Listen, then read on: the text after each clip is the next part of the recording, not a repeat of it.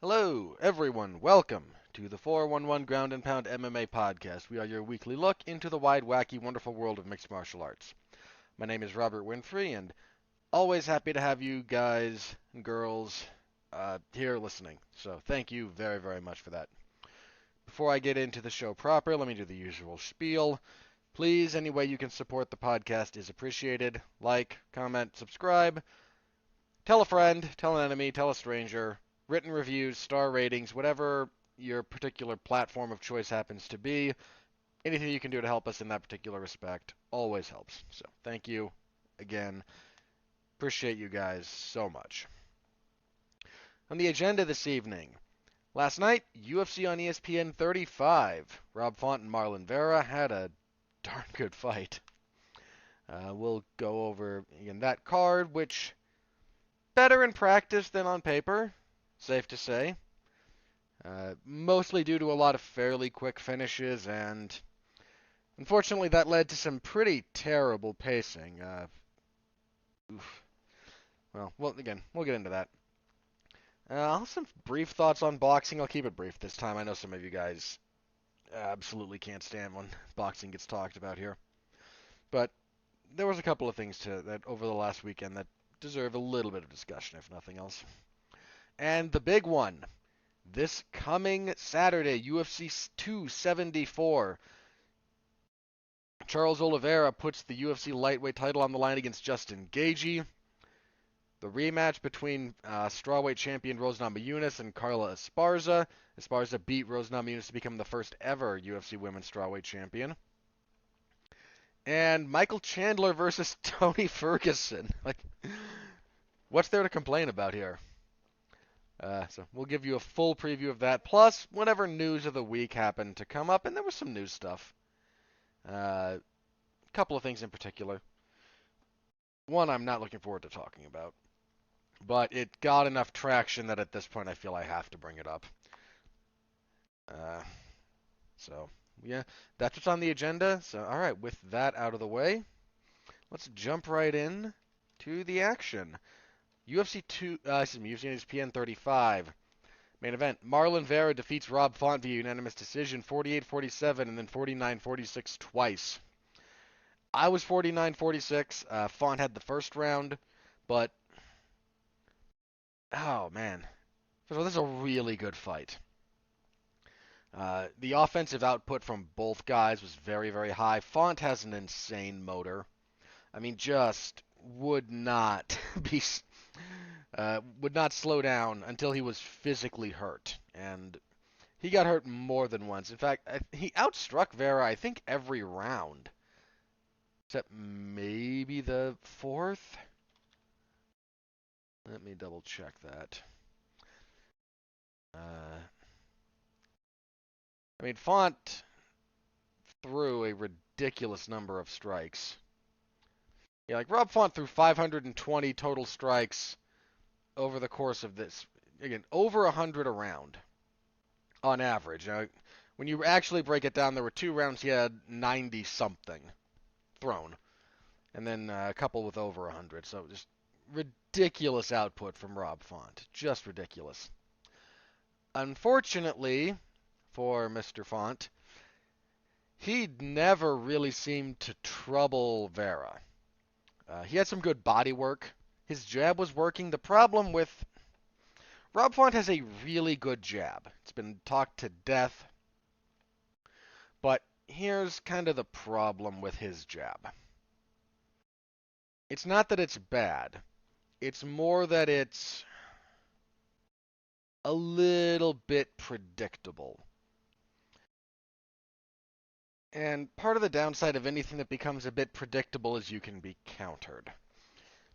Now, it's not that Font's jab is not the worst offender of this. In fact, earlier in this particular fight card, a fight we'll discuss in a bit, Andre Fili just way too predictable with his jab, and he paid a big price for it.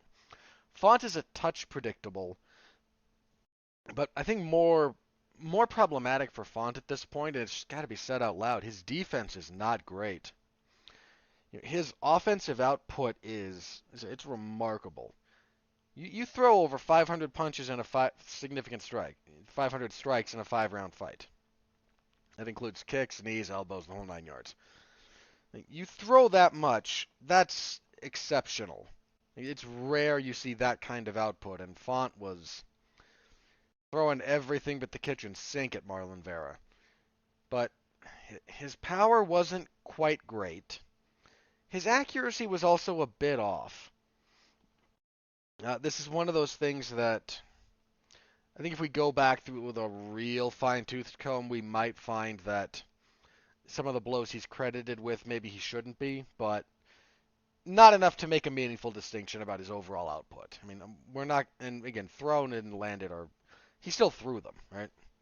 So we might be able to quibble a bit about landed in certain rounds and positions, but not a whole lot. But he never got a great beat on Vera's head. Had some really nice body work. But he never quite slowed Vera down with it. It was only, I think, one time when I thought he kind of hurt Vera to the body, and even then it wasn't badly. But anytime Vera could find counters, there's just holes in his defense. I think it was Dean Thomas, who was occasionally on the broadcast. He brought it up in, I think it was the fourth or fifth round, like late in the fight.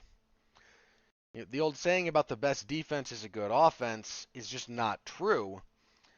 Font's defense kept failing him, and every time it failed him pretty big. I mean, this same kind of thing happened when he fought Jose Aldo. He had a much higher output than Jose Aldo, but his defense was not anywhere near what Aldo's was. And every time he got countered, what came back had a bigger effect. Overall punch stats and whatnot, they're important, but quantity is not the same as quality. And when you get dropped, especially if you get dropped bad, that'll swing things. It's not impossible to win around where you get dropped, especially in MMA. But it's hard. It's especially hard if you really get hurt. And Aldo dropped him enough to win the relevant rounds. Vera turned his face into something out of a horror movie. I mean, he drops him at the end of the second. The pretty good left hook, I seem to recall. He dropped him in rounds 2, 3, and 4. And he didn't quite get a knockdown in the 5th, but he hurt Font in the 5th pretty visibly. Font just didn't go down. The one in which round was it where... it might have been the 4th when Vera knocked Font down with plenty of time to work. But he chose not to engage on the ground with Font, which I think he spent too much time in the space in between, right? If you knock the guy down and you don't want to follow them to the mat, you need to make them stand up quickly so that you can attack them again while they still don't quite have their wits about them. He stood over Font for a while, landing some leg kicks and whatnot before the ref finally stood Font back up.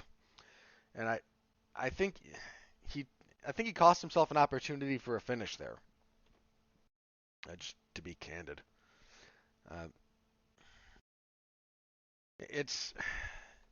He dropped him with some weird stuff too.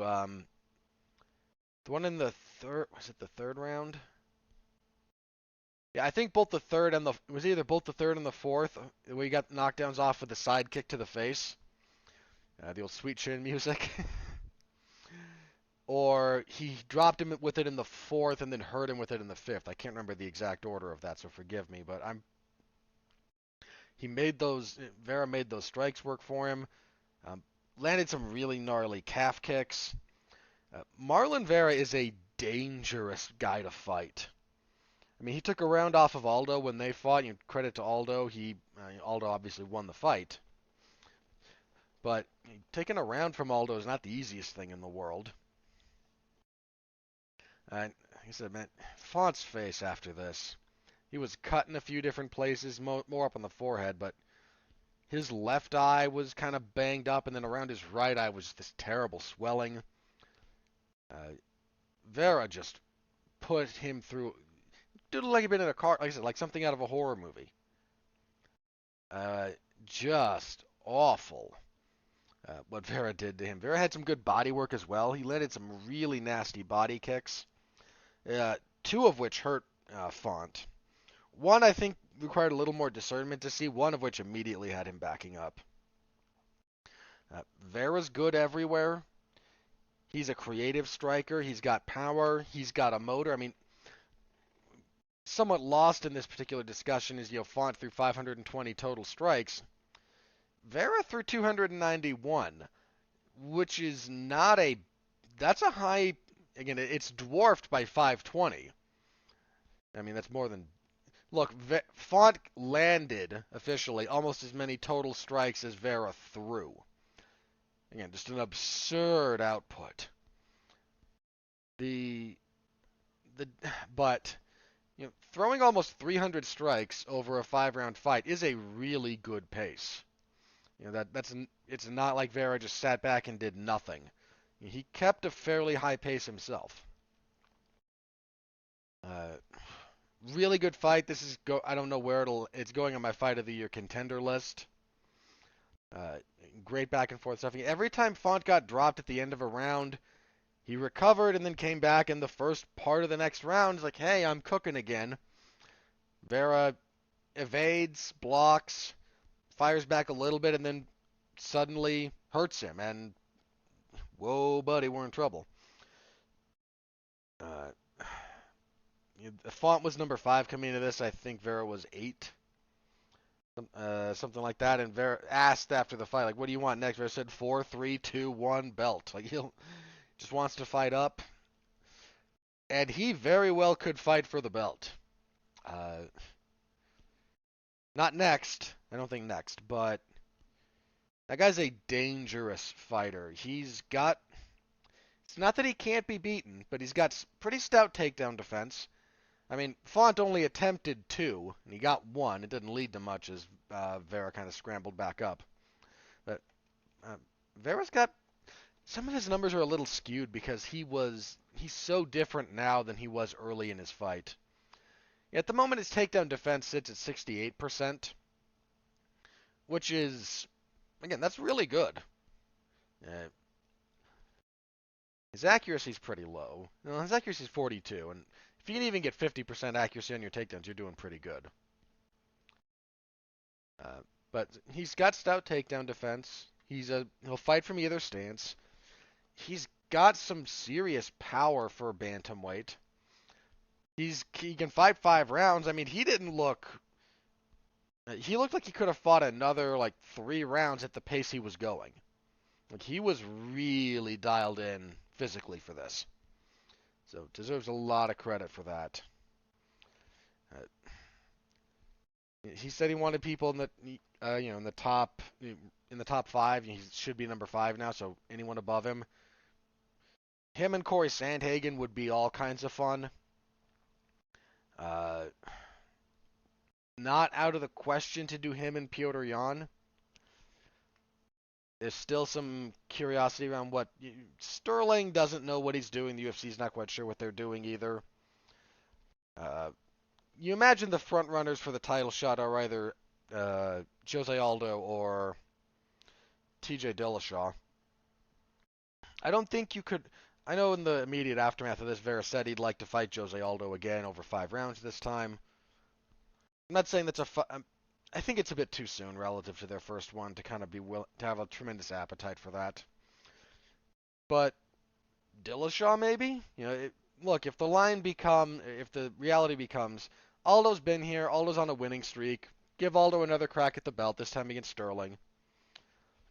And that's a winnable fight for Aldo, much more so than Petr Yan. I'm not saying I'd pick Aldo, but that's much more winnable than Yan was stylistically. Dillashaw might need to win one more. If he needs to win one more, hey, look, it's Marlon Vera's right there. Vera, there's a good chance he fights for the belt at some point. He was very unrefined early in his UFC career, and he has worked very, very diligently to fix that.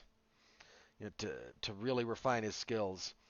And now, I'm not going to call him the best bantamweight in the world, but he is among the very best bantamweights in the world. You know, he put a beating on Rob Font that even other people who have beaten Rob Font couldn't do. Like, he hurt that guy a lot. Like, this is the kind of beating that might change the trajectory of your career. I'm not guaranteeing that, but wouldn't shock me if Rob Font is just not the same guy anymore after this. Uh, Really, really solid all-around performance out of Marlon Vera. Yeah, really good main event. If you haven't seen this fight, look it up. This one is absolutely worth your time. As for the rest of these, for the record, Vera versus Font was your fight of the night, deservedly so. Unfortunately for, man, I'm just gonna say this. Look, Font missed weight. He weighed 138 and a half. So it's not a good. You missed by 2.5 pounds for the non-title weight limit, or 3.5 if you want to be a stickler. That's a pretty bad miss. It's not the worst, but that's also not. That's the kind you do have to pay attention to. Now, this is the first time Rob Font's ever had an issue on the scale, as far as I can see. I mean, he had a couple of catchweight bouts earlier in his career, but those look like they were deliberate. So yeah, first time really having an issue with missing weight, first losing streak of his career, coming off the Jose Aldo loss. Uh, but missing weight is not great, but it disqualified him from the fight of the night bonus, so Vera just got the full 100K. It must really look. Here's the only thing I'm going to say about Rob Font in this case, and I don't like guys missing weight. My personal policy, as far as how I judge these things, one, there's a how much did you miss by does need to be taken into account. Do you have a history of it? And that's really the big one. If it's your first time missing weight, the sheer randomness of the universe and all the things you have to calculate and line up for some of these for weight cuts that some guys do, it's just gonna happen at some point. So I'm not gonna. I don't hold this against him necessarily in the sense that I'm gonna look sideways at him. But you signed to fight at a weight class. You do need to make weight. But you miss weight. So not only do you lose a percentage of your purse, you lose out on your post-fight bonus. You also lose the fight. Font probably made very little money to get his face rearranged, and it's profoundly sad. I don't know what you do about this with weight with missing weight. I understand you agree to fight at a certain weight, ergo there must be penalties for missing it. I do. But given the totality of the circumstance for UFC fighters, it also just I'm going to use a word that I don't like using on here. It is profoundly unfair. Now, there's no such thing as a fair fight unless you're literally fighting a copy of yourself that is you as you came into the cage. Otherwise, there's always is it fair to fight someone who's got 18 more professional fights than you do? Is it fair if you have to fight someone who's got so much more skill in one particular area than you? Is it fair to fight someone who's 4 inches taller and has 6 inches of reach on you, even if you're in the same weight class? Is it fair to fight someone if you're coming in, with a lingering injury, or maybe you just got over the flu or something? All of which happens, by the way. Nothing I said there is outside the realm of like documented history in MMA in general. A lot of that in the UFC in particular. And again, is that fair? Well, not in the traditional sense. Most people, when they think of a fair fight, it means we both agree to the rules and abide by the rules. But there's no such thing as a truly fair fight. There's just do you follow the rules or not? But to see someone go through what Rob Font went through, and to just know that guy barely made any money when it's all said and done for this, it's just I've long since made my peace with a lot of the ickiness of combat sports. Uh, but thinking about this does make me feel gross. And again, I don't have that very often uh, for a variety of reasons. Again, I made my peace with it. I've accepted the fact that I'm probably going to watch someone die at some point, which is ghoulish, and I'm not looking forward to it. But you watch enough, between kickboxing, boxing, MMA, you just watch enough, you're gonna see someone die. It's a small miracle I haven't watched some of the boxing matches where someone has died, or that it just hasn't happened all that often in MMA yet. But on the occasions that someone has been seriously injured or and when I say seriously injured, I don't just mean like broken bones or what I mean like life-threatening injury. I haven't been watching live or whatnot, but it's gonna happen at some point. You do anything long enough, every eventuality comes to pass. But just watching a guy like Rob Font, who's as good as he is, and knowing just how badly he's being treated on the financial side of things, yeah, I feel a little gross. Again, great win for Vera. Sucks for Font. Have to see what comes next for both guys, but for Vera, it is onward and upwards to better things. So the rest of these should be a little bit quicker. So let's start with, let's keep going. Co-main event. This fight. Andrei Arlovski defeats Jake Collier via split decision. There was one 30-27 for Collier and then two 29-28s for Arlovski. Apparently, everyone in the media scored this for Collier. A bunch of them 30-20. I don't get 30-27 for Collier at all. Just going to throw that out there. Arlovski had the second. I don't know what else you want me to say about that. Like, I had Collier 1, Arlovski 2, and Arlovski edging the third. That's just how I thought it went. Now, the third round was close enough that 29-28 for either man, I think, is a perfectly acceptable scorecard. I don't quite get 30-27 for Collier at all. Collier was pissed after the fact, and frankly, I understand. This was not a great fight. I know, I know there were some people out there, at least on Twitter, who seemed to be eating this up. I was not one of them. This was not a very good fight. I don't think it's going to worst fight of the year, but this was not very good. I think it was the Morning Combat channel was like, this fight's delivering. I mean, what's it delivering? Pizza? No, it really kind of wasn't. Arlovski got another win. Look, again, if you thought Collier won, I'm not here to argue with you. I don't think this is a good enough fight. This is not a good enough fight to argue over, and it was frankly not a robbery. There were some people after the fact who tried to make the joke like, well, after that first round, someone gave, for the next fight, someone gave it to Arlovski. Like, shut up. Andrei Arlovski is not Canelo. You can't make my joke about that. Stop it. Uh, just sad. Yeah, not a great fight. Arlovski just kind of keeps hanging around, and if you can't do something to make him not hang around, he's gonna. I mean, for crying out loud, his only loss in his last, 5 or 6 fights was Tom Aspinall? 7? Yeah, in his last 7 fights. Yeah, in his last 7 fights, he has only lost to Tom Aspinall. He's 4-2. He's 4-1 since then. Sorry, not 4. He is 4-0 since then. He is 6-1. Yeah, 6-1 in his last 7. You go back a little bit to 2019. You have Rosenstruik who beat him. So again, worst case scenario, you're 7-2 in your last 9. It's actually it's a pretty good run, believe it or not. I mean, the last 2 have been splits. I mean, I scored both of them for him. The Collier one's a lot more contentious than the Vandera one. That was, I don't think that one should have been split.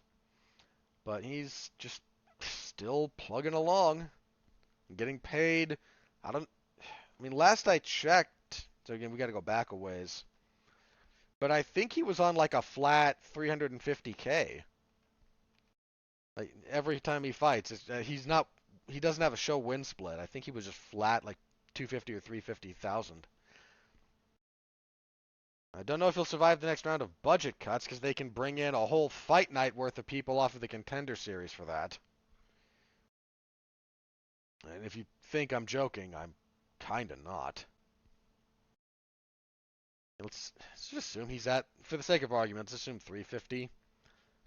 So if you bring in a whole fight night, let's exclude the main event. Everyone's like 10 and 10 or 12 and 12. Yeah, you could pretty much populate a fight night of people making their UFC debuts with what they pay Andrei Arlovski. Uh, Again, if you exclude like the main event or a good co-main, yeah. Oof. Well, if I'm there's what's the joke about the WWE guys? Like anybody making at least $1 million a year, every time those next round of budget cuts come up, you're sweating because you've got to be worth the squeeze. And I guess they like keeping Arlovski around. I mean, he's still there, but with how the UFC likes to do business, I don't know for how much longer. Again, not a great fight. Featherweight. Joanderson Brito defeats Andre Fili via TKO 41 seconds of the first round. Fili comes out looking to jab. He's got that really lanky frame. Jabs Brito a few times. Brito just starts jabbing with him. Like, all right, you have slightly longer reach, but I can still... It's not distinct enough that I can't reach you if you can reach me. They start trading jabs, just splitting them back and forth. And then Brito's like, okay, I've got a read on your jab. You're not moving your head. Here it comes. Okay, you start throwing the jab. Here comes the right hand, and boom. I don't think this was the first TKO loss of Fili's career. Yeah, but this was the first time he was stopped by strikes since Yair Rodriguez knocked him out in 2016. Holloway choked him out. Cater was a decision. Johnson was a decision. Yeah, Yusuf and Mitchell were both decisions too. So yeah, first strike-related loss in quite a long time. Yeah, Godofredo and Pepe. Pepe tapped him out too. Um, Look, man, Fili's been in the UFC since 2013. He came in at UFC 166. I think at this point, I mean, so he's been there for almost. He's coming up on 10 years. Yeah, if he makes it to the next year, it'll be. Makes it late next year, it'll be 10 years. He's got over 30 professional fights, and he's 31, so he's not old, but there's enough there's enough there, man. He debuted in 2009 professionally. So, I mean, I've kind of said for a while I've not been his. If you were to just like get Andre Fili to fight at the very best he's capable of, he's very good. The problem is he doesn't always fight that way, and he's got weird stylistic habits, and his defense isn't great. And uh, yeah, he just. I think if you were to look at again optimal, if he's fighting optimally all the time, he's a very good featherweight. But I think if you look at him practically, this is kind of where he is. He trades wins and losses more often than not, and this is kind of his ceiling. We're probably closer to the end of his career. We're probably closer to the end of his career than we think we are. So, solid win for Brito. Again, too short of a fight to really do much analysis. Lightweight Grant Dawson defeated Jared Gordon via rear naked choke, 4-11 of the third. Pretty good fight here. Gordon was the better striker, but he just couldn't consistently keep Dawson off of his back. Dawson got his back in every round. The way he finished the rear naked choke actually was kind of interesting. He had, I think it was his right arm choking. Uh, and then his left arm, instead of going behind the head like you normally would, he just reached over and grabbed his own elbow. Um, what did he call it? His jiu-jitsu coach, like the pouting child or something? Because if you've ever seen, a really unhappy, 5-year-old when they pout, they, cross the arms and whatnot, and you kind of grab your own arm like that, and I think you can just kind of push it back far enough to kind of help out with the compression. I don't know the specifics. I just never really seen a rear naked choke finish like that. I thought it was kind of cool. Yeah, Dawson's pretty legit. He just doesn't quite seem to have internalized the lessons he should have learned from the Glenn fight. But if he's gonna keep winning this way, he's gonna keep doing so until somebody makes him change. This was the first time anyone in the UFC had submitted Gordon, so it's a non-trivial feather. Darren Elkins at featherweight defeated Tristan Connolly via unanimous decision, 30-27 across the boards. I don't have anything to say here. It's a Darren Elkins fight. What do you want me to say? Christoph Yatko defeated Gerald Mershart via unanimous decision, 30-27 across the boards there as well. Not a great fight there either. Yatko just better striker. Did a lot of clinching. It's not that Mershart's a terrible fighter. Yatko was just a step ahead of him that entire fight. Didn't really matter where it went. As for the prelims, Alexander Romanov defeated Chase Sherman via Americana, 2-11 of the first. Exactly what you expected. Romanov was like the biggest favorite in UFC history, depending on how you want to look at it. He was like minus 2,200, something stupid.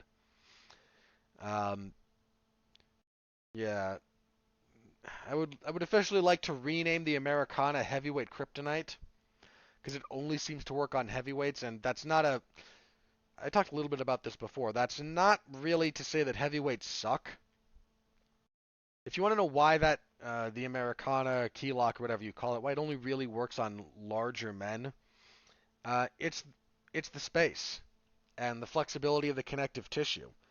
Like you get a because I've seen Americanas applied on like there are plenty of women. I've seen some like strawweight fights. And someone will get side control, will get an Americana, and the girl on bottom is able to just kind of bridge, and her shoulders and whatnot are flexible enough to let it go as you look for a counter. If you're the size of a typical heavyweight, there's just a lot more stuff there, and I don't mean fat. I mean, the bones are bigger, the muscles are bigger. Just not enough. There's not as much space there. There's some stuff that just why do some people can't really? I think it's Dustin Poirier. He says, I can't really be triangle choked because I have double jointed shoulders, which is fascinating if true. But there are physical realities to these things, and you'd like to think that they're universally applicable, but reality they're not. Some stuff just works better on different body types, and Americanas work better on heavyweights than they do on anyone else. Romanov, God, I very briefly responded on Twitter to something that was said about because Romanov after the fact like, yeah, I'm coming for the belt, which I appreciate his look. He's undefeated, and I certainly appreciate his ambition, but he owes Juan Espino one. That fight, again, like here's the problem with that fight. You have the people who don't understand how the scoring criteria works. For those of you who don't remember that fight, they fought to a technical decision. Romanov wins the first round, handily. Espino wins the second round, again, handily. There's not a lot of dispute here. Third round, we get about a minute. We clinch quickly, and Espino's landing some stuff in the clinch, and one of them is a knee that goes low. It's not the worst low blow you've ever seen, but it is definitely low. Romanov can't continue, whether that's the damage from the foul or him being gassed, which one is more important. The reality is Espino fouled him. And if he can't continue for whatever reason, hey, don't foul the guy. Makes your life easier. But the technical decision went to Romanov, and The people arguing this are just not understanding how, like, you don't have a whole lot to score in the third round. You've got about a minute, I think. Let me double check that, actually. How far into that round did they get? Yeah, they're a minute and 5 seconds into the third round. Uh, so you have to only judge that 105 of the third, and Espino won pretty much all of that. There was just no reason for there's no reason for Romanov to win that fight. Absolutely none. But look, he's moving on, and Espino's been a little. What's Espino done recently? Actually, he had another win. He's won since then.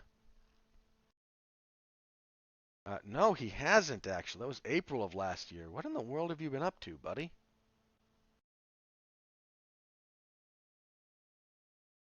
Uh,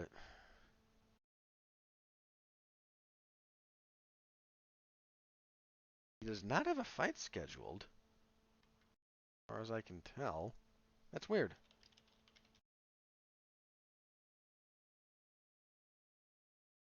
Hmm.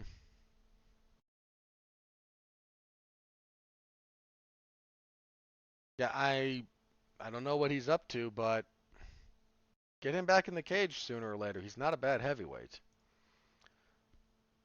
Anyway, so yeah, good enough win for Romanov. He should probably fight someone ranked next time. Just to see what happens. Flyweight, Francisco Figueiredo defeated Daniel Da Silva via knee bar, 118 of the first. Figueiredo, Lacerda. This guy's listed as like three different things depending on where you look. I'm going with Da Silva because that's how the UFC lists him. Da Silva just got a little bit aggressive trying to do a pass through to from full guard it like towards half guard. Um, wasn't quite a smash pass because the hips weren't in the right area, but he was kind of trying to float through. And as he stepped through, Figueiredo kind of shoved him off balance just a little bit, grabbed the knee bar. Nice knee bar. I think this was the first time ever we've had back-to-back UFC events with knee bar finishes on them. So, solid enough win for Francisco Figueiredo. Welterweight Gabe Green defeated Johan Lainus via TKO 402 of the second. Lainus looked pretty good, but the second round, he was winning the second even, until he started fading and Green's bodywork started paying off. He sits him down with a brutal right hand, almost to the kidney. Just, drops him, pounds him out. Solid stuff from Green. Lightweight Natan Levy defeated Mike Breeden via unanimous decision, 130-27 and 229-28. Solid enough win from Levy. After the fact, he mentioned that last week was Holocaust Remembrance Week, so he was going to sell his fight kit and donate the proceeds to some survivors of the Holocaust who are still alive, which is it's a good thing. It's a good thing he's doing. And kicking everything off, Shanna Young defeated Gina Mazzani via TKO punches on the ground, 3:11 of the second. Mazzani, she got countered trying a takedown. They scrambled back up. She went for a headlock throw, and Young just easily countered that. Got into the right position, got back mount, and just pounded her out. Mazzani's good for one round, but she fades badly after that. So your bonuses. That was the card. We lost. What was the fight we lost?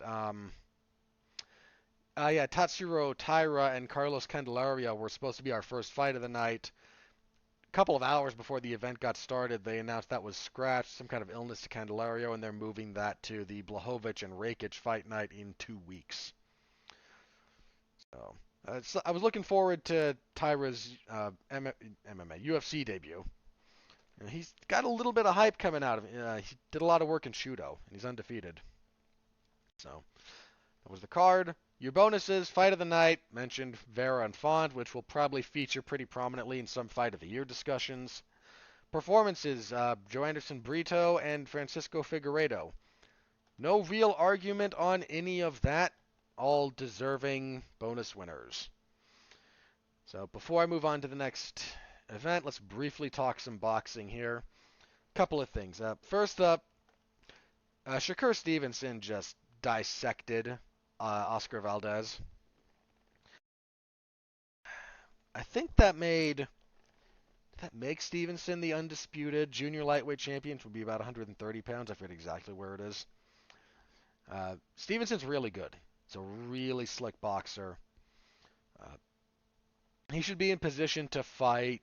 I don't know if he moves all the way up to lightweight, which is 135 in boxing. So if he did, you've got guys like George Kambosos up there. You've got Teofimo Lopez. No, Lopez is moving up. Uh, Vasily Lomachenko's there. Bud Crawford's up a weight class. You might have Gervonta Davis in that same vicinity. I'd have to double check where Davis fights. But he's probably due a pretty big opponent next, if at all possible. The fight that drew a lot of the attention over the weekend was the women's undisputed lightweight, I want to say, fight. Forgive me if I'm wrong in the division. But Katie Taylor and Amanda Serrano main evented Madison Square Garden. Put on the best women's boxing match I've ever seen. Incredible technique between the two of them. A dogfight. The way they ended that fight, man.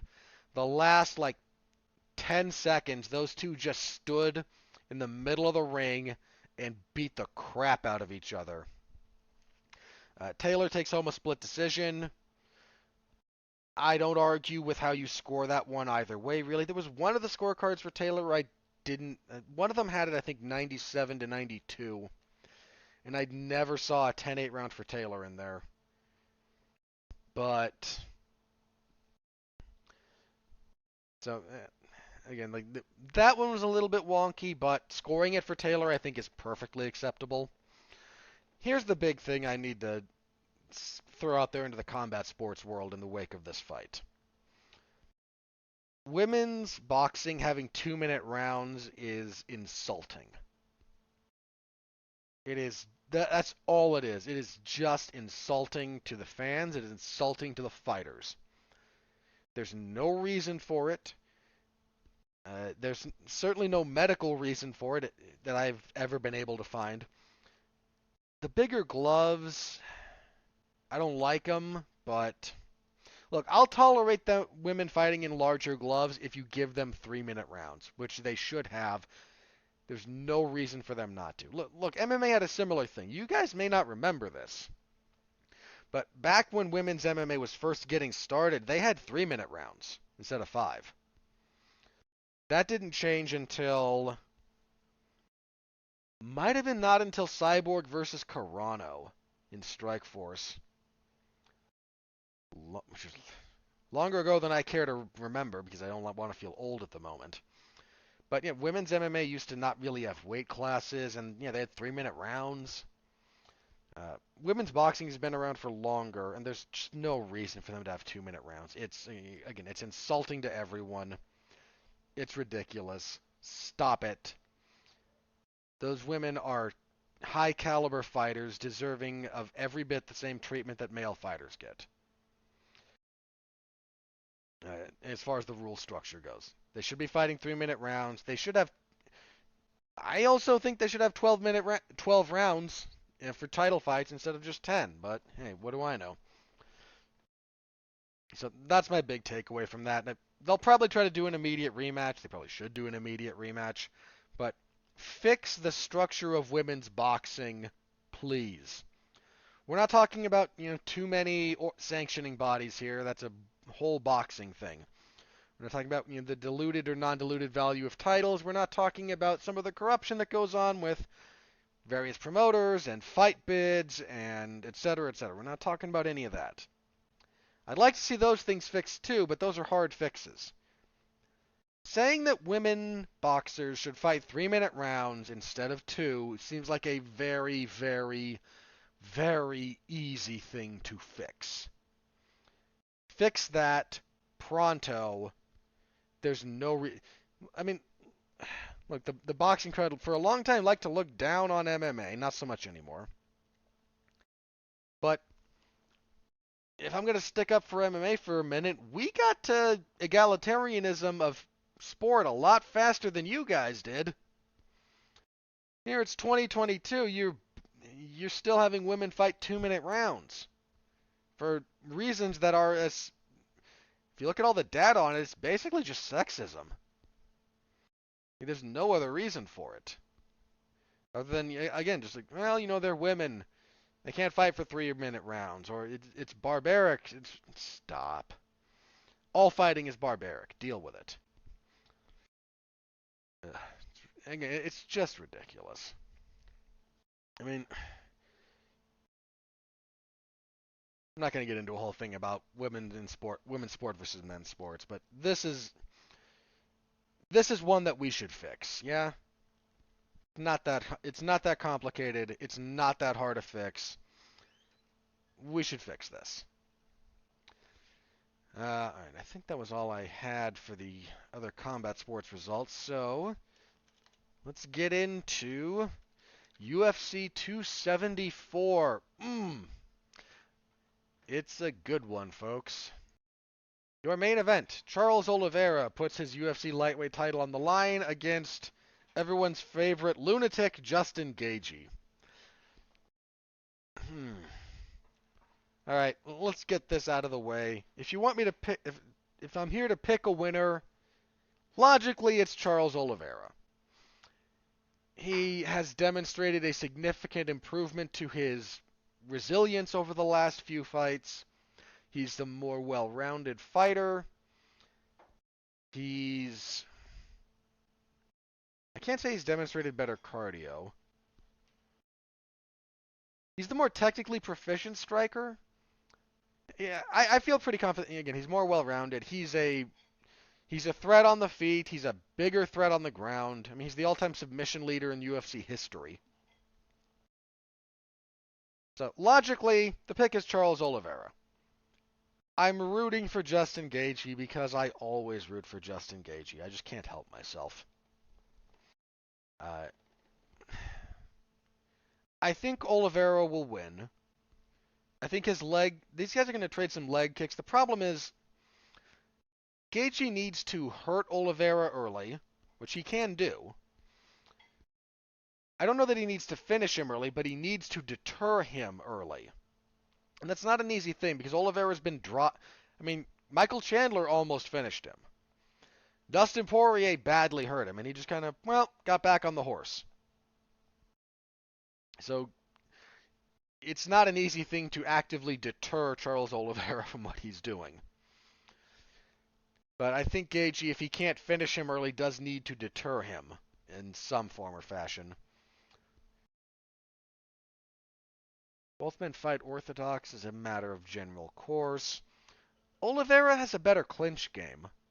He's got really good knees in the clinch. He sucked a little bit of the life out of Dustin Poirier with knees to the body anytime they tied up.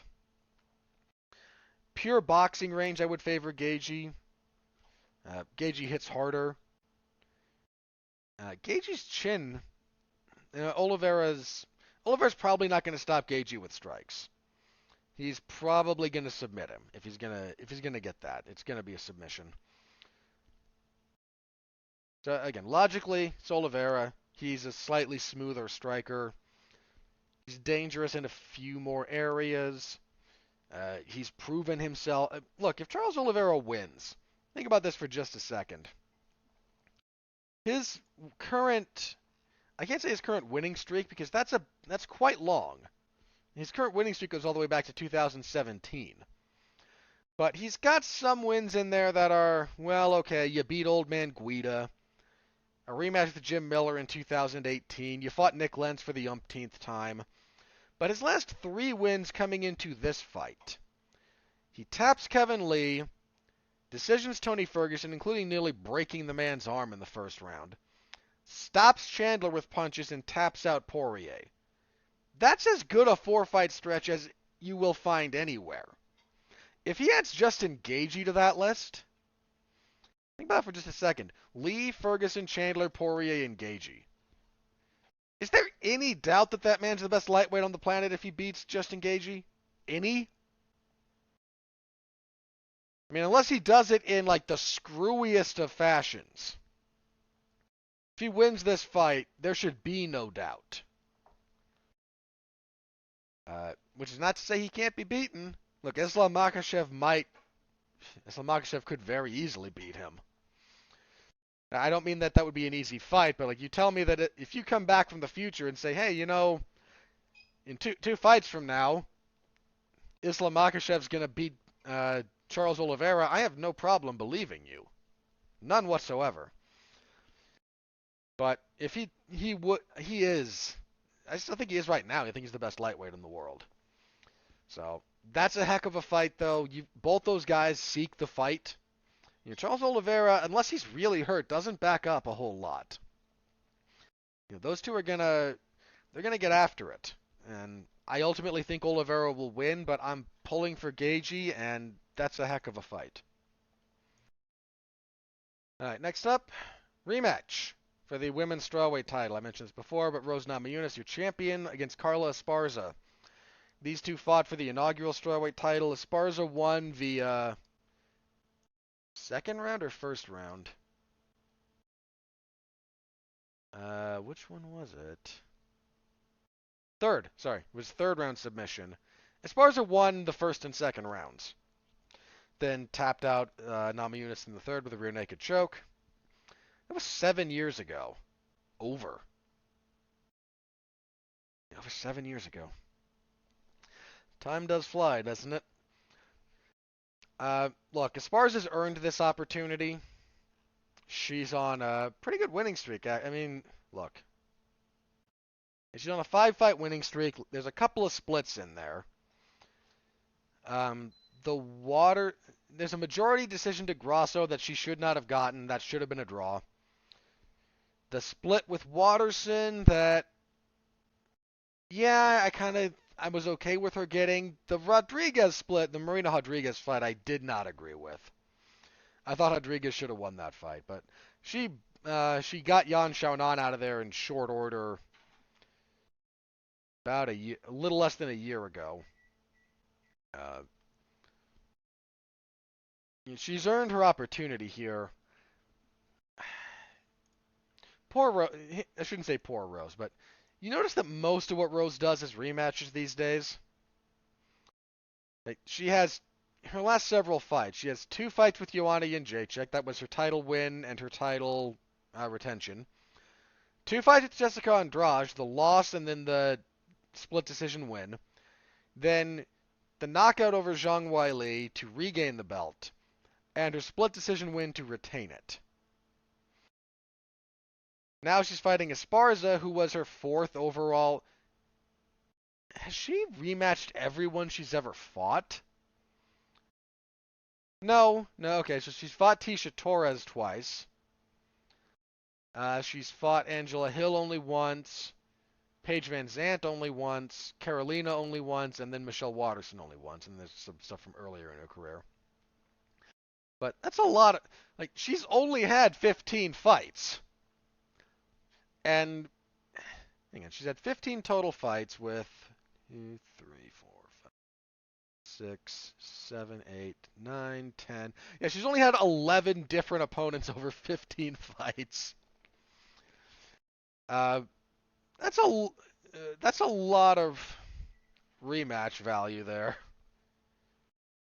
It'll be 11 over 16 after this fight. Yeah. Bizarre stat. I appreciate the improvements Esparza's made, and she's going to be the first legitimate wrestler that Rose has faced in a while. Weili Zhang had a degree of success wrestling Rose, but I don't think Esparza is as physically strong as Zhang is. I think that was a big determining factor there. I'm not saying Esparza can't win. That would be doing her a pretty serious disservice. But Rose is a much better striker. Esparza still struggles with dealing effectively with longer fighters. Namajunas has really good power. I don't have much of a compelling reason to pick Esparza to win. Just to reiterate the point, That is not to say that she is incapable of winning, but if we're sitting here and I have to make a prediction, I don't have a lot of reason to pick against Rose Namajunas here. Lightweight fight next between Michael Chandler and Tony Ferguson. Yes, the crazy. Man,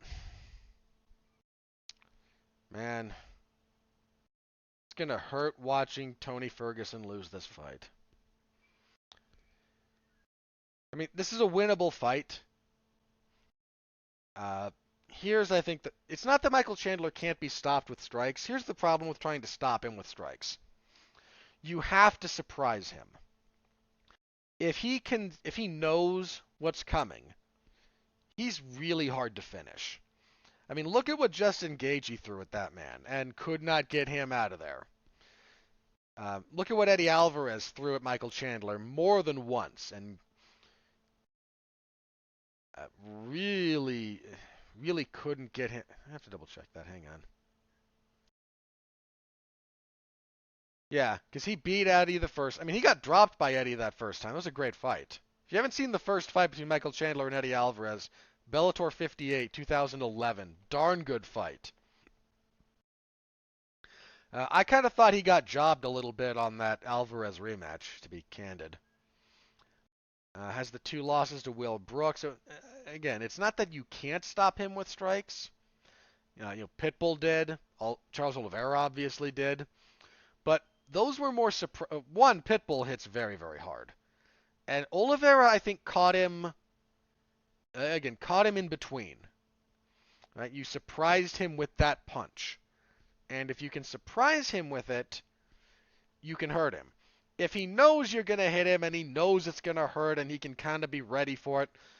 Again, the Gaethje fight's a prime example of that. Gaethje beat him within an inch of his life at various points. Just crushed him with power punches. And he just would not go. He only got dropped once, I think, in that fight. Which is crazy. If he knows that's what he's in for, he can be prepared for it. I think he knows that's what he's in for when he fights Tony Ferguson. Tony Ferguson is a maniac. And I mean that as a compliment. But I think Ferguson was slowing down a little bit before the Gaethje fight. And then, he may have peaked. I think we can, looking back on this in hindsight, Tony Ferguson's absolute best performance is probably the Rafael dos Anjos fight in 2016. He and RDA had a great 5-round fight in Mexico City with a pretty crazy output from the both of them. His next fight, he fights Kevin Lee, and he wins, but he got hurt in that first round. He got bombed on a little bit. His fights after that, he fights Anthony Pettis and Donald Cerrone, and I don't mean this to be an insult to either of them, but if we look at 2018, 2019, it's not unfair to say that Anthony Pettis and Donald Cerrone do not represent the top of the lightweight division. Then he gets Justin Gaethje on short notice, and dude, Ferguson had taken damage plenty of times before that. Again, Kevin Lee did a pretty serious number on him in the first round of their fight. If you don't remember that, look it up. Pettis had some success against him. Venata hurt him. Lando Venata almost finished him. You may not remember this from 2016, but he had Tony Ferguson all kinds of hurt after a head kick. I mean, he got real close. He and Edson Barboza had this bloody war. It's a great fight. But that bill comes due, man. You toss in the beating that Justin Gaethje put on him. Rewatch that fight if you've got the stomach for it. Gaethje does damage to him that will change your life. Certainly your career. I mean, look, he's on a 3-fight losing streak, and it's not like he's losing to scrubs. Gaethje, Charles Oliveira, and Beneil Dariush. Those are top heap lightweights. But he's had 31 fights, and he's older than I am. He's 38 years old. You don't find lightweights in the UFC, you don't find lightweights in general at his age succeeding at the highest level. I saw on Twitter, I forget who it was. Somebody mentioned that, well, Glover Teixeira persevered and came back, and at the age of 42 won the UFC light heavyweight title. So it's not impossible for Tony Ferguson. And I appreciate the optimism, and I've got a great deal of respect for Tony Ferguson. For a while, he was one of my favorite fighters. Might still be. He might win this fight. Let me preface this. He might win this fight. It's not at all outside the realm of possibility. But part of Glover Teixeira's success was that light heavyweight is a terrible division. It might be the worst division in the sport. It's not as hard to be successful there later in life. You don't see 40-year-old lightweights contending for the title.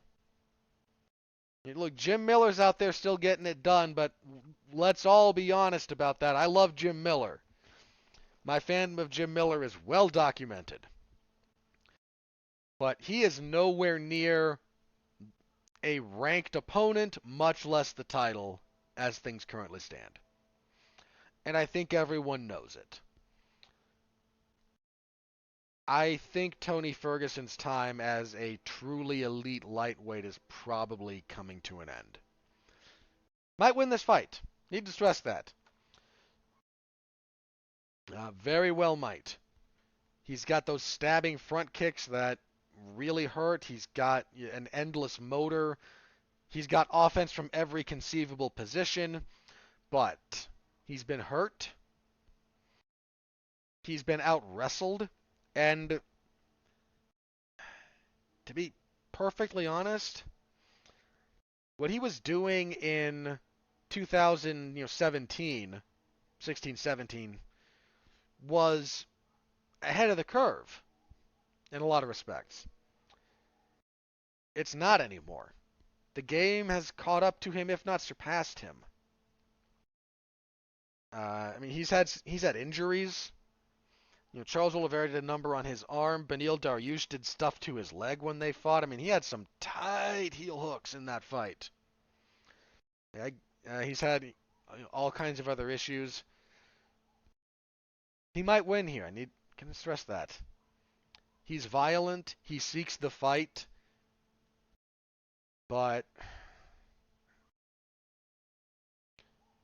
this is a close one as far as that goes because I can see the argument for either man. I think Tony's time is really closer to the end than a lot of people might be willing to admit. So I'm going to pick Chandler, but it's a great fight. I think those two are going to go to war for as long as it lasts, so going to enjoy the carnage. Not something I'm looking forward to. Next fight, light heavyweight, Mauricio Shogun Rua and Ovince St. Preux. Why? Just why? Look, there was a period of time when Shogun was the best light heavyweight fighter in the world. It was in, 2005, 2006. And then I don't even think when he won the belt, because he won the belt in 2010. I think even then we all knew that John Jones was the best light heavyweight in the world. So he had a good run. The man was part of some legendary fights. If you haven't looked up some of the stuff he did in Pride, please do so. Please. His fights with Dan Henderson in the UFC are the stuff of legend for a reason.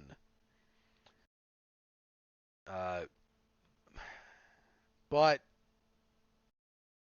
he's been fighting since 2002. He's been fighting for 20 years. That's to say nothing of all the stuff he did in the gym, because when he debuted in 2002, that guy had more than a few gym wars under his belt already. And he's had tons of injuries over the years. It's just, I don't know what we're doing here. These two fought in 2014 with Ovince St. Preux knocking out Shogun in like 30 seconds. That was, again, 14. So, it wasn't 14 in particular. November of 14. So, not quite 7.5 years later, we're running this one back. I just can't pick Shogun to win at this point. I mean, it's not like Ovince St. Preux is on some career-defining streak at the moment. He's not. He's not at all.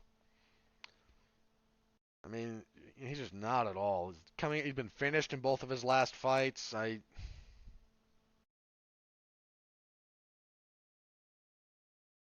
don't know. That fight's just gonna make me sad. I'm not picking Shogun. I just don't pick Shogun to win at this point. Kicking everything off, two of the old dogs of the lightweight division, Donald Cerrone and Joe Lauzon. Lauzon's been a bit inactive recently. Last fought in October of 19. He beat Jonathan Pierce. Lost 3 in a row before that. He's been out for a while, man.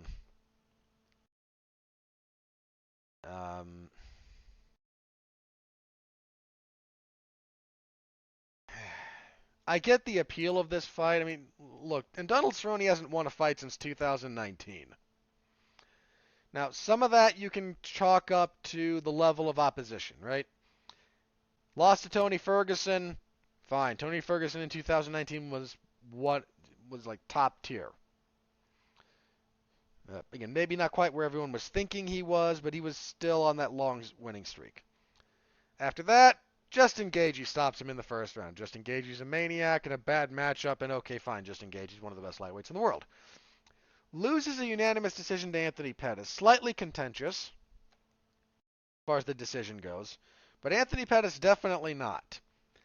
Fights to a no contest, originally a draw with Nico Price, and then in his last fight is stopped by Alex Morono. I don't know. I mean, Cerrone's almost at the point where I shouldn't pick him to win. He is, however, fighting one of the few guys in the UFC that I think is probably appropriate for him to fight at this point. They might turn back the clock and give us a very good fight. These two guys, when they were at the top of their game, they were action fighters. These were fighters you didn't miss when they were on a card. Might be weird to think about that when it comes to Joe Lauzon, but that was true. I have some good memories of watching Joe Lauzon fights, man. His first fight with Jim Miller is a blood and guts thing for the ages. But, I mean, you've got a guy who hasn't won in a long time, and you've got a guy who hasn't fought in 30-some-odd months. Jeez. I'm going to flip a coin. Heads, we go Cowboy. Tails, Cerrone. Let's have a look here. Tails. Wait, I said heads, Cowboy, tails, Cerrone. That's the same. Flipping again. Heads, Cerrone, tails, Lauzon. Kind of cheated myself there. Heads. So, Cowboy. The coin has spoken. You just hope that one's not sad. You know Shogun and OSP is going to be sad. You just kind of hope Cerrone and Lauzon isn't too. Wait, that's your main card. That's a solid value for your dollar. This is taking place in Phoenix, so it's kind of a home game for Justin Gaethje. Should be a darn good. That's a darn good pay-per-view card. Just is. All right. As for the rest of this card, let's speed this up a little bit. Randy Brown and Chaos Williams. Huh. I mean, Randy Brown's on a 2-fight winning streak. Williams also on a 2-fight winning streak. Probably go Williams. I think Brown struggles a little bit when he gets hit. Women's featherweight, because that's still a division. Macy Chasson and Norma Dumont. Chasson coming back up to featherweight. I'll go with Dumont there, but I am not sold on that. Flyweight fight. Brandon Royval and Matt Schnell. That's not bad. Uh, Royval's a lot better than people. He's better than his record would indicate. He's 2-3 in the 3-2 in the UFC. Wins over Tim Elliott and Kai Kara-France. Finished both of them. Had the close win with Rogerio Bontorin. Had that weird fight with Brandon Moreno. I think that's the one where his shoulder came out. Assuming I'm remembering him correctly. Yeah, he fights out of Factory X, and that's Mark Montoya.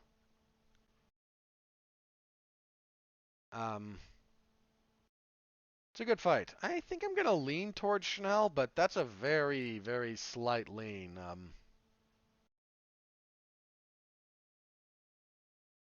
It's a good, again, that's a really good fight. It's a really good fight. Heavyweights, because we're not depressed enough. Blagoy Ivanov and Marcos Rogerio de Lima. Okay, like I joke about heavyweights a lot, but that's a depressing heavyweight fight. Good grief. Ivanov, I guess, but man. Earlier prelims, Francisco Trinaldo and Danny Roberts. That's a pretty good fight, actually. Roberts has been up and down in UFC. On a 2-fight winning streak, though. I mean, he got lucky in that Ramazan Emeev decision. He got really lucky. Which I mean, Emeev kind of got robbed. Trinaldo looked okay since moving up to welterweight. I probably shouldn't pick Trinaldo. He's older, but I think I will here just for the heck of it. A lot of older recognizable names on this card that might be closer to their exit, you know. Women's flyweight, Tracy Cortez and Melissa Gatto. Probably go with Cortez. Yeah, Cortez. Assuming she's got her weight under control. She missed weight her last time out. I mean, only by half a pound, and that was her first time having an issue. But does mean you have to at least kind of keep it in the back of your head somewhere. Flyweight, Cledson Rodriguez and CJ Vergara. Probably go with Vergara there, but that's gonna fly under a lot of people's radar. That might be pretty good. Let's see. Women's strawweight, Ariane Canelose and Lupita Godinez. Go with Lupita there. Canelosi's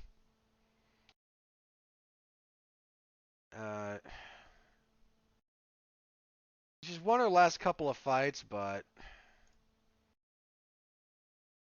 I'm just going with Godinez. But I wouldn't bet it. I would not bet on that fight. That's a bit too close. And kicking everything off, possibly. There's another fight here I need to briefly bring up, but Journey Newson and Fernie Garcia. Again, bantamweight, going with Newson. I mean, he's had a rough go of it in the UFC. He's not won officially yet. He got head kicked by Randy Costa his last time out. It was September of 2020. But I think I've seen some good stuff out of him. Garcia is making his UFC debut. So, but if Newson loses here, he will probably get some walking papers. And a welterweight fight between Andre Fialho and Cameron Van Camp. Pretty easy pick to go with Fialho there. Assuming that fight takes place. It's announced but not on the bout order. You know, some of the stuff has been shuffled around a lot, so assuming that fight does take place on this event, Fialho's an easy pick. And that's it. So I will be covering that Saturday in the MMA Zone of 411mania.com. Please do stop by and say hello if you are so inclined. All right, let's move on to, oh boy, all right. I don't usually talk about social media noise. I find it to be just a waste of most of my time and yours. But Ali Abdelaziz decided he's trying to advocate for Kamaru Usman, who is one of his clients. For those of you who don't know, Ali Abdelaziz is a manager. He owns, I forget what company. I think it's Dominance MMA. You know, he reps a bunch of fighters. Several of them high-profile UFC fighters. he was Khabib's rep. So one of the bigger, and may or may not use that for nefarious purposes. Get some of his clients to come out to Chechnya, hang out with Ramzan Kadyrov. Yeah. Boy. Anyway, he tried to make noise at Canelo Alvarez because Kamaru Usman has been saying he would like to box Canelo for the obvious reasons that he wants to make a lot of money. Canelo pulled kind of a Conor McGregor and said, "Who the F is this guy?" about Ali, and Ali tried to fire back on Twitter, but because no one cares about Ali Abdelaziz, outside of some people behind the scenes, here's the other thing about this. Anyone that he manages, anything you see them tweet, it's about 50-50 whether or not it's the actual fighter or Ali Abdelaziz, because he tweets a lot for his clients. Especially the ones who don't speak English. So, like Zabit was tweeting for a while, and we'll talk about Zabit in a little bit. Zabit doesn't speak English. He's not tweeting. it's Ali. He does this from his fighters' social media accounts all the time. So Kamaru Usman starts the Usman account, whether it's actually Kamaru or it's Ali, I don't know. I really don't. But suffice to say, I'll refer to it as Kamaru just because it was his Twitter account. Does the old, hey, I'll fight you. And he said something like, "I'll fight you wherever," I remember he said, how about we all come down before someone gets hurt? And Canelo's response was, "I agree, but it's not going to be me that gets hurt." The response from the Usman account was something along the lines of, "Anywhere, anytime, in the ring or the cage, I don't care. You name it, and we can fight." And Canelo with the appropriate response, "You're the one calling me out, right? So you know, and you want the payday, right? So you know where, and you know the rules. But sit down, it's not your turn, I've got history to make." He's got a fight with Dimitri Bivol coming up, I think this weekend. For the for Bivol's light heavyweight title, I forget which organization it is, which is a really good fight, believe it or not. I like Canelo's chances there, but Bivol's got a very educated jab, there's a size difference. Should be a good fight. So naturally, the response from the Usman account goes, "Well, okay, so since we know you don't want a real fight, you don't," which is the dumbest thing, just the dumbest thing. This is what happened. This is kind of how you know it's Ali, because this is what MMA personalities, and I don't mean fighters, personalities do whenever they can't get their way about something. They do we're the only real fighting sport, which is utter crap, by the way. Utter crap. But this is what they do. Like, "Oh, well, if there's any rules on it, it's not a real fight." There are rules in MMA, you bunch of idiots. I know they're not enforced very well, but they still exist. This is the same thing that happened.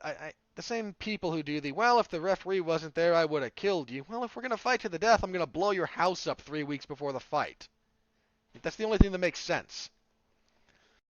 It's just stupid, but that's what he does. So Steven Espinoza, the president of Showtime Boxing, I forget something to that effect. I forget exactly what his title is, forgive me. Said something.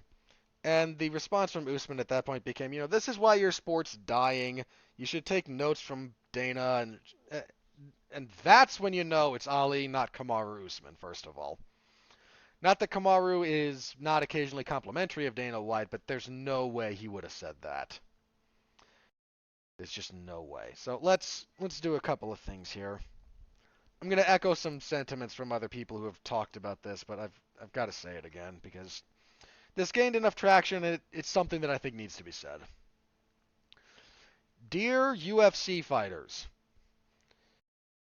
if you're going to call out boxers for the boxing payday, now again, I'm fairly sure this was not Kamaru doing this, but in the event that it was, if your thought process is, "I want a giant payday," you can't get it in MMA. Cannot.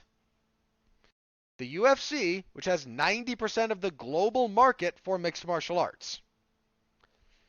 This is like according to their own court documents, and when you look at this, when I say 90% of the market, that doesn't mean that there's not a bunch of other promotions. It doesn't mean there aren't other good promotions. Here's what it means. They have a preponderance of all high-level talent in the sport by a pretty wide margin. And of all money spent annually on mixed martial arts, all of it, so this is pay-per-views, this is ticket sales, this is broadcast rights and fees, right? All money spent on mixed martial arts all year, some 90 or so percent of it goes to the UFC. This is just reality. Look, this is not me hating on Bellator. I'm glad Bellator's in business. I'm glad they're paying their fighters. I really am. But whoever broadcasts them does not pay what ESPN pays the UFC. Not even close. I mean, the UFC is going to get re-upped in the UK. I forget the network. I think it's Sky Sports. Like, they're looking at a significant increase in their rights fees from the relevant network for the UK.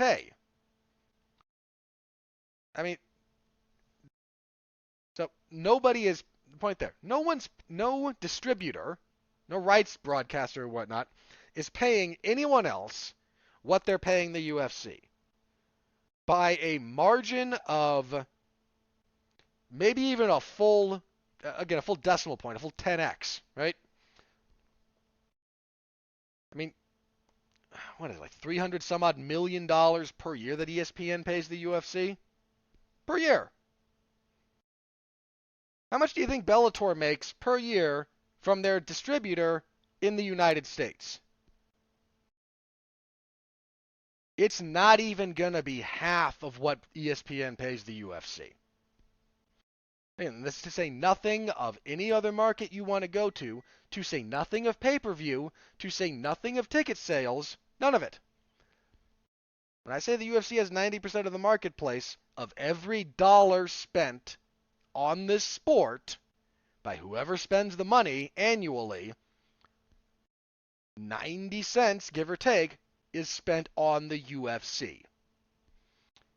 You don't have to like that. In fact, it's pretty bad in some cases for certain individuals and other entities, but that is reality. So, you are never going to get a giant payday outside in mixed martial arts. Look, Bellator might pay very, very well. And I think they do. And the PFL might pay very, very well, especially relative to what, when you start in the UFC, you make nothing. So, I'm not saying that everyone in the early, and again, but the relevant point here is you cannot get the maximum financial value out of an MMA career unless you're in the UFC. I know there are people who make really good money outside of the UFC. I'm not saying you can't make a good living. I'm saying there is no one on the MMA side of things who makes more than the top fighters in the UFC. No one outside of the UFC makes what Conor's a somewhat aberrant comparison. So pick some. I don't care who else you pick. Pick Kamaru. Pick John Jones. Pick some other high. Pick Francis Ngannou. Again, I don't care. I genuinely don't care who you pick. The point's going to stand. The highest earners in all of MMA are in the UFC. And when it's all said and done, at the high end, if we exclude Conor, because Conor's an aberration, and he's constantly lying about his finances anyway. So setting aside Conor, John Jones was pretty honest about this. He said when it was all said and done, that's his contracted money, athlete compliance, pay-per-view points, etc., he made around $5 million a fight. Which is a good chunk of change. Like, this is not me spitting on $5 million. Not at all. It's more money than I will probably see in my lifetime. Certainly in any one place. But Tyson Fury just made $30 million for his fight with Dillian White as his purse, to say nothing of sponsorships, which he gets, and UFC fighters do not, say nothing of pay-per-view points, to say nothing of whatever portion he might have got at the gate. That was the largest live audience in the history of the United Kingdom to watch a boxing fight. They had 90 some odd thousand people crammed into that place. If he got a percentage of that gate, that's huge. Tyson Fury made more in that one fight than any two fighters will make all year in the UFC, if not any three. Straight up. And that's Tyson Fury, who's a solid draw, and the best heavyweight of his era. Canelo's making more than that. And you guys want to, you will never see it in the UFC. You will never see a UFC champion make $30 million a fight, unless they are forced to by either a giant collective bargaining agreement from the fighters or some kind of legislation. They won't do it. Because they don't, look, they are obeying the law. And if you want them to change, you must change those conditions. The UFC will comply with whatever is asked of them. With whatever is required of them. Let me rephrase that. Required. If they are required to do X, they will do X. They will almost certainly not do X plus 1, but they will do X. And so if you want these big fights, there's a reason that all the boxers, or all the MMA fighters, are after boxing fights. Why was Conor calling out Floyd? Because he could make more money in that one fight than he could in any 2 or 3 fights in the UFC, and he knew it. Why is Francis Ngannou trying to fight Tyson Fury? Because he can make more money under those circumstances than any 2 or 3 fights in the UFC, and he knows it. Why is Kamaru Usman the best welterweight in MMA and maybe the best fighter in the sport? I tend to have Volkanovski above him, but that's just me. You tell me Kamaru's your number 1 pound-for-pound guy, I'm not arguing with you. I think it's perfectly valid.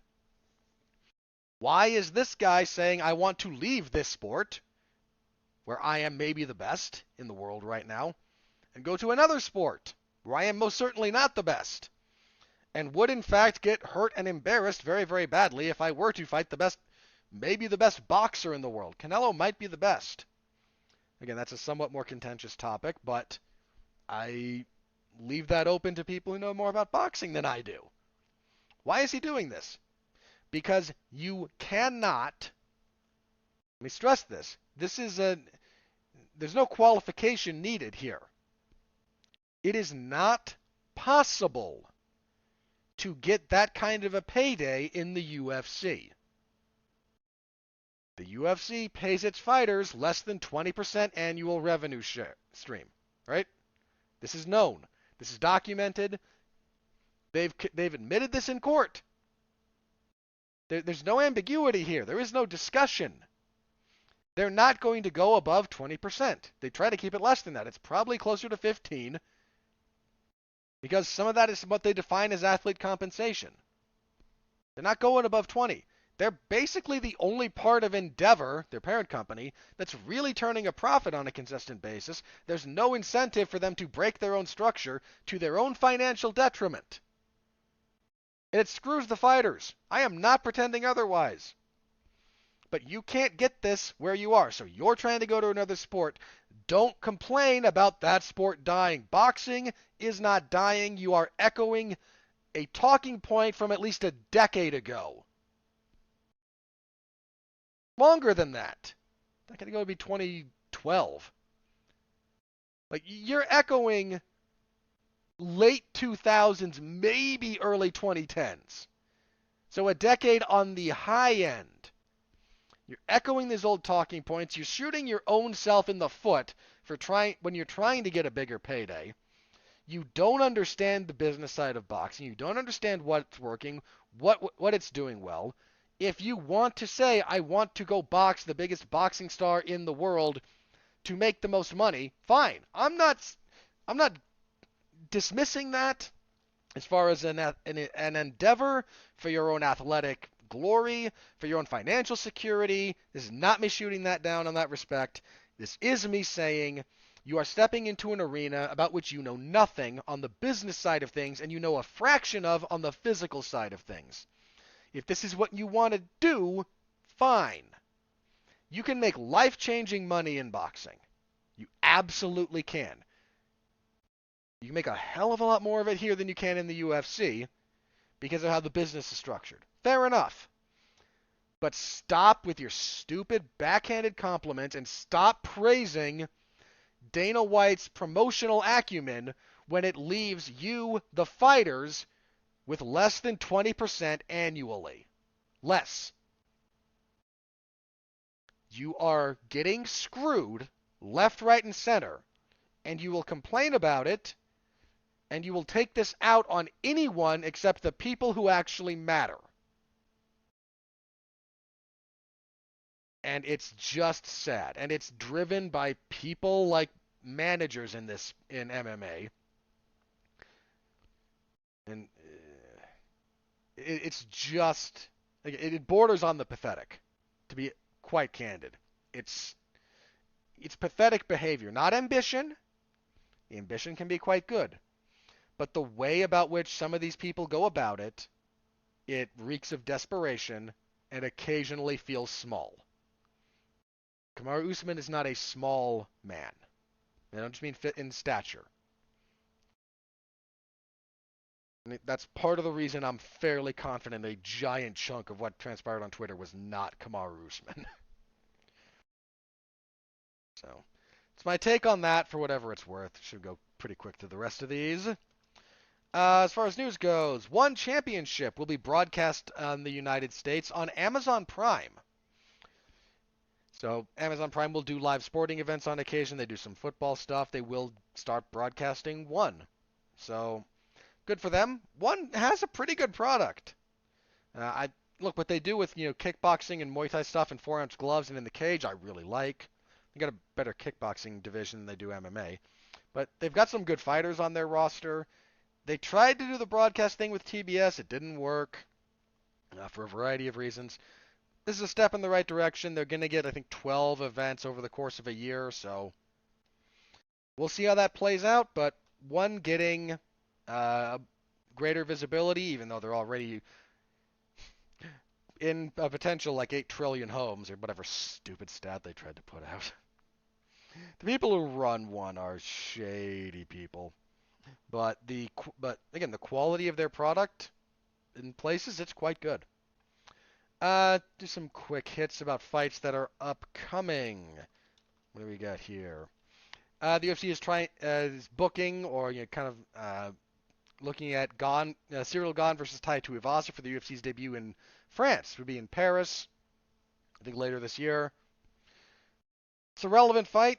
Tai Tuivasa is coming off of that win over Derek Lewis. Deserves a big step up. I think Cyril Gane is a terrible matchup for him, but that kind of is what it is. Also in foreign MMA, in foreign fights for the UFC, as in not in the United States. Tom Aspinall versus Curtis Blaydes is looking at they're kind of aiming for that for the UFC's return to London. Pretty big step up for Aspinall. Curtis Blaydes is consistently a top-tier heavyweight, so it's a legitimate test for him. Could be a very, very interesting fight. I think that would be the main event. Good fight. Also, they announced this on the broadcast last night. Calvin Kattar versus Josh Emmett for the Austin, Texas card, June 18th. Heck yes. That's a really, really, really good featherweight fight. Those two are going to get after it. That's going to be a good one. I think they were looking at that as the main event. Darn good fight. All right. I think the last bit of news before I check Twitter and then we can get out of here. Some weird news came out about Zabit Magomedsharipov this last week. He looks to be pausing/ending his fighting career and going into the medical field. If this is true, he might go down as one of the greatest what-ifs the sport's had. The sport's had some weird ones, but I mean, look, if he wants to be a doctor and make the world a better place and help people, I applaud that. I really do. Um, probably beats getting punched in the head for a living. But he demonstrated a lot of potential. He captured a lot of people's imagination. He really did. But if he is done, I wish him the best in whatever he chooses to do with his life going forward. But that news kind of broke this week and just thought I'd bring that up because we've kind of been waiting to see what's up with him, and we'll see if this sticks or if this is, again, just kind of something wonky, but that's my update on Zabit for all of you. All right, let's check Twitter, see if anything crazy MMA related is broken. If not, we will plug and get out of here. All right, nothing new, so plugs. Last week, my usual spate of professional wrestling coverage. It's AEW's Dark Elevation on Mondays. MLW stuff on Thursdays. That was Intimidation Games this last week, for those of you who care about professional wrestling. And WWE SmackDown on Fridays, as well as whatever the UFC is doing on Saturdays. That's my professional wrestling and mixed martial arts coverage, which is in the wrestling or MMA zone of 411mania.com. Feel free to go over there and check those things out if you are so inclined. Last week was it was Damn You Hollywood last week. That was Mark and I talking the Northman. We were originally supposed to be joined by Gavin Napier. That fell apart due to illness. So just Mark and I talking about a really good movie. Go see The Northman if you're so inclined. Listen to our review. Mark and I, we rambled a bit on that episode. Should not have that problem this week. This week on Damn You Hollywood is going to be a double shot. We are reviewing the Netflix anime movie Bubble, as well as the anime movie Belle, which is getting its digital release here in the United States. I think that's same day.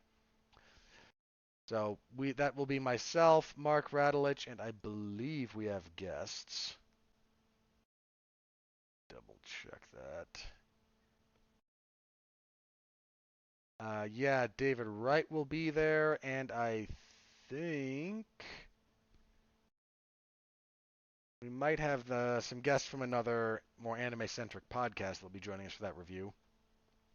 Either way, that Tuesday, we will be reviewing those two movies, so please do stop by if you're interested in my thoughts on film. Damn You Hollywood is my regular hangout. I occasionally show up on TV Party as well over... That's changing again in the near future. Oh, boy. Sorry. Mergers for small websites and companies and whatnot. Fairly common. So that will be this Tuesday. Next week will be Doctor Strange and the Multiverse of Fan Service. So tune in for myself, Mark Radulich, and I believe Alexis Hayne. We'll be discussing that movie again. That'll be on the 10th. Will be the review. This week again, that usual spate of coverage for professional wrestling and UFC 274 on Saturday. So please do stop by any of those if you are so inclined. I appreciate it. I will be back here next week to review UFC 274 and to preview UFC on ESPN 36. That will be the card headlined by Jan Blachowicz and Alexander Rakic. Very relevant light heavyweight fight there. How's the rest of that card look at a glance? Not great. It's not terrible. It's a pretty firmly middle-of-the-road card, so we'll get a full review next week for you all. Until then, stay safe out there per usual, and continue to be well, be safe, and behave.